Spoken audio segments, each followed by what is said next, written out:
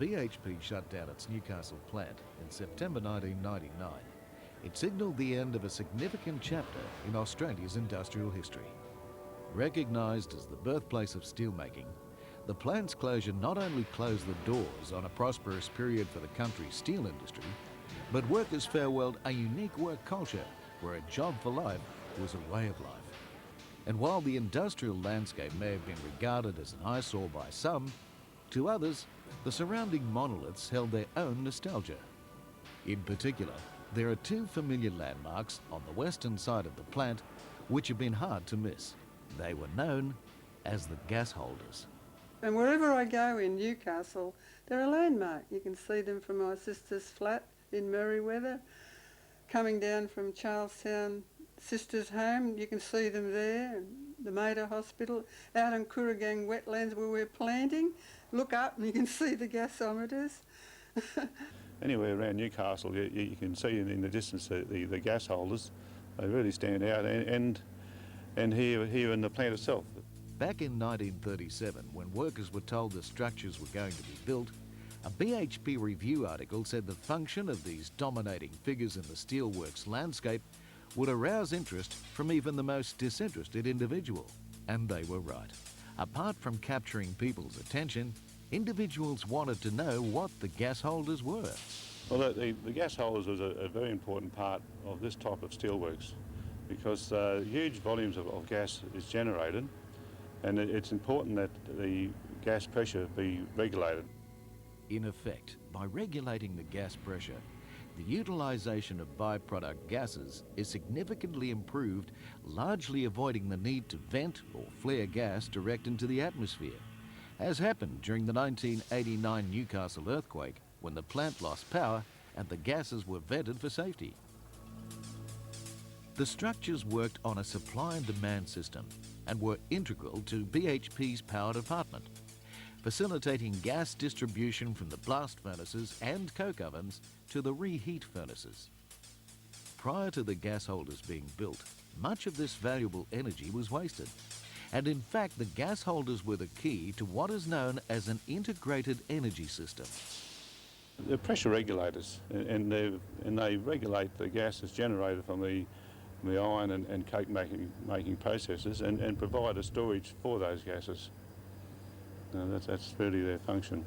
Commissioned through British company Clayton Son and Company, the gas holders are of a German design built under licence. Work began on the structures in 1935. The first gas holder began operating in July 1937 and was designed specifically for the coke ovens. The 264-metre tall vessel had an operating capacity of 2 million cubic feet, or 56,000 cubic metres. 12 months later, the second and larger of the two gas holders stood at 250 feet, or 76 metres, and could hold 3 million cubic feet, or 85,000 cubic metres of gas from the blast furnaces. The main users of the collected gases were the coke oven furnaces, the power generation boilers, and the reheat furnaces. Coke oven gas was also used by both the rod mill and the bar mill. The combined capacity of both gas holders was equivalent to 104 Olympic-sized swimming pools. Amazingly, almost 500,000 rivets and around 800 tonnes of steel were needed to put each of the waterless seal vessels together. The multi-sided shell was made of specially pressed steel plates standing on a concrete base. It had a steel bottom and a self-supporting roof. And inside was a steel piston with a trussed superstructure with guide rollers, which floated on the gas stored beneath, creating a constant gas pressure. And that piston was about 40 metres in diameter and about 500 tonne in weight, and it was sealed by tar around the edge to prevent the gas coming past. So when this gas was produced and more produced and needed, it would actually push this piston up. Conversely, it would come down again when it needed more gas.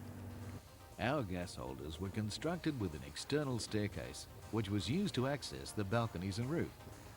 An internal lift was also provided to access the piston in any position. It was known as the bird cage. It was probably large enough for 3 people to stand in as a maximum. That was its maximum load, and you were shoulder to shoulder. And it was just like a bird cage or a parrot cage suspended by a steel rope. And as Peter explains, it wasn't designed for those with a fear of heights. And in general, you wouldn't get many people who would go up the top of the hole. Very few people would. But so some people say, oh yes, so they can go up, and they'd go up about halfway and they'd freak. You know, they found that they had a phobia about heights, and then they'd really grab hold of the handrail and hang on, and then you'd have the problem to get them down again. But often, the men had company when they were scaling these heights, in the form of a canary. Each day, 2 men had to walk to the top of the hole with 2 fresh canaries out of the aviary, and winch the canary up off its cage or off the top of the piston, and check that the canary was okay. If the bird was okay, it was a good sign, and meant the men could proceed further into the gas holder and check the piston and tar levels. This was done as a matter of course every day. In the 80s, a more sophisticated system to detect the gas was used, when carbon monoxide detectors were installed on the piston. Working on the gas holders wasn't considered the cleanest of jobs, especially since the men regularly had to clean the tar which lined the interior surface, and sometimes tar and water mixed together. But in an industry fraught with danger, the job was recognised as one of the safest on the plant.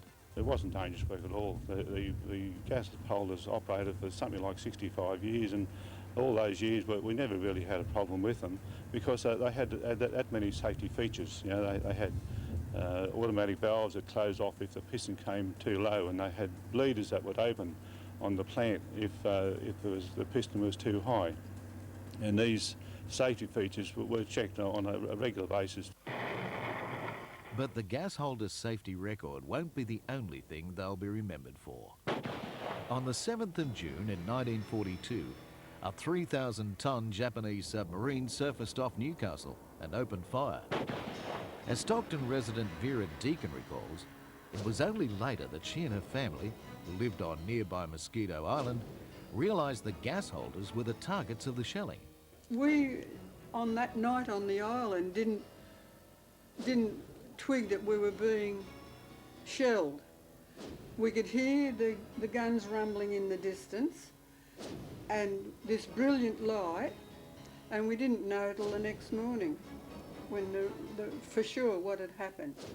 Like everyone else, the family soon understood the significance of the attack and even came across a relic of the shelling when they discovered a parachute flare encased in a shell near their property. They were later asked to turn it over to the military. Fortunately, that was the Steelworks' only brush with war, which for the most part played an integral role in boosting the Steelworks' prosperity, as thousands of men were employed to keep up with the high demand for munitions during the war. But the Steelworks' prosperity was seen as more than just a thriving business for BHP. It also ensured a stable life for many, many thousands of people over the years, and forged Newcastle's identity as the Steel City. At full iron-making capacity, many, many thousands of kilojoules of energy were produced by the blast furnaces. This would be enough to supply the energy needs of a sizable city such as Newcastle. Newcastle gave a lot to the Steelworks, not only in a monetary sense, but in the lives of the people, the physical labour. The men and women made the works, not just a few captains of industry. There will always be memories of the plant, and its history is already well preserved and documented in books and visual mementos. Nevertheless, for Vera Deacon, the site without gas holders just won't be the same. Well, for a while, I guess it will look very empty, vacant, but having a strong imagination, I'll be able to fill that gap in my mind for a time, and I guess it'll fall into place when the new comes into being. And we just have to accept it. I'm not going to go into a decline over it, but I just recognise that they made their own silent statement. And we're a significant landmark along the river, and for Newcastle, wherever you went you could see it. It was significant. And I think a lot of people probably feel like I do. Accepting it has meant going against the wishes of heritage groups who were hoping to convert the Gasholders into office space, a supermarket, and even a movie complex. It turns out all those ideas were far from practical. The practicalities of keeping them there would be an absolute nightmare, because you would need to spend huge amounts of money on them to get them up to a standard where they were safe, and then you would need to keep an annual budget of money to keep them in that safe condition. With safety in mind, Newcastle City Councillors eventually approved the demolition of the structures on the 20th of February 2001. Main Site Operations Manager Jeff Dunn acknowledges that bringing them down has been an emotional issue for some, but says it's vital for the area's future.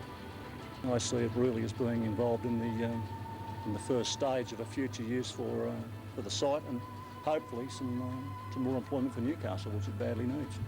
In the end, the Gasholders went the same way as many parts of the once great Steelworks. In the beginning, the land was cleared to make way for Steelworks. And in the years ahead, the Steelworks land will once again provide work and prosperity for the people of Newcastle.